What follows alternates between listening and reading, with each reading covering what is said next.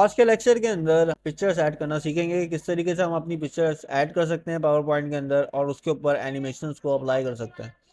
तो यहाँ पे मैं इंसर्ट में जाता हूँ, इंसर्ट पे जाने के बाद मैं शेप पे चला जाता हूँ, शेप पे जाने के बाद मैं यहाँ से शेप को सिलेक्ट कर लेता हूँ, यहाँ से एक शेप यहाँ पे ड्रॉ कर लेता हूँ। सही, इसके बाद मैं यहाँ पे एक और यहाँ पे इंसर्ट पे जाता हूँ, दोबारा दोबारा जाने के बाद शेप पे से जाता हूँ, शेप पे जाने के बाद यहाँ से राउंड वाला शेप सिलेक्ट कर लेता हूँ, यहाँ से इसको सिलेक्ट कर लेता हूँ। इसको ड्रॉ करने के बाद यहाँ से दोबारा इंसर्ट पे जाता हूँ, इंसर्ट पे जाने के बाद दोबारा शेप पे जाता हूँ और यहाँ से ये वाला शेप यहाँ से सिलेक्ट कर लेता हूँ और यहाँ से इसको यहाँ पे ड्रॉ कर देता हूँ। इसके बाद यहाँ पे इसमें मैं पिक्चर ऐड कर देता हूँ, फिल पे जाता हूँ, फिल पे जाने के बाद यहाँ पे पिक्चर, इसमें भी यहाँ पे मैं पिक्चर ऐड कर देता हूँ, इसमें भी यहाँ पे मैं पिक्चर को ऐड कर देता हूँ।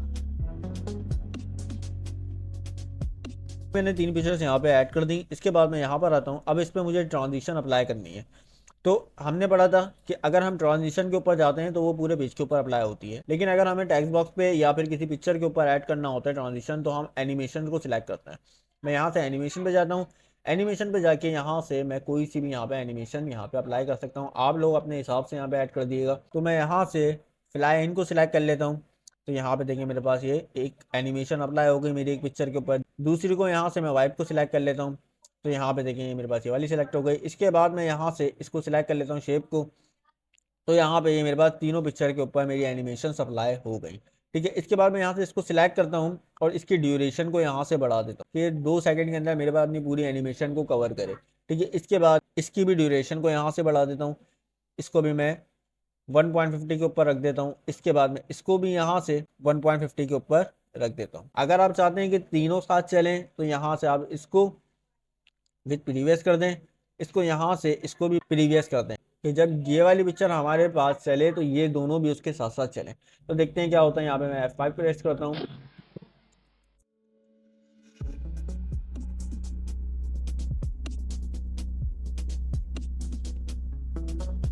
अब मैं चाह रहा हूँ इसको मैं यहाँ से सिलेक्ट करता हूँ, यहाँ से मैं आफ्टर प्रीवियस कर देता हूँ, इसको भी मैं यहाँ से आफ्टर प्रीवियस कर देता हूँ कि पहले ये चले फिर उसके बाद ये चले फिर उसके बाद ये चले।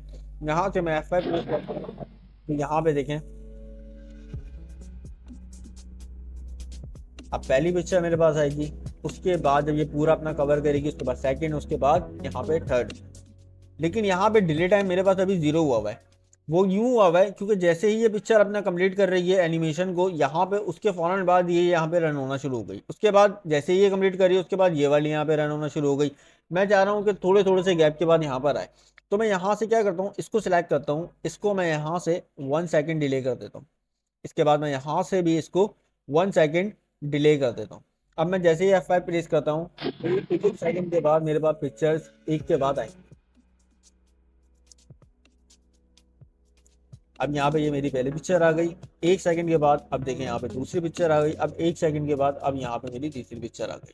अब हम चाह रहे हैं जो कार की पिक्चर है ना हमारे पास, ये हॉरिजॉन्टली हमारे पास आए, जिस तरीके से कार एक रन करती हुई आ रही है। तो मैं यहाँ से इफेक्ट ऑप्शंस में जाता हूँ, इफेक्ट ऑप्शंस को जाके यहाँ से सिलेक्ट करता हूँ। यहाँ पे बाय डिफॉल्ट क्या सिलेक्ट हुआ है, फ्रॉम बॉटम। हमें क्या करना है, यहाँ से फ्रॉम लेफ्ट कर देते हैं इसको कि ये लेफ्ट से हमारे पास आए। तो यहाँ से मैं इसको सिलेक्ट कर लेता हूँ।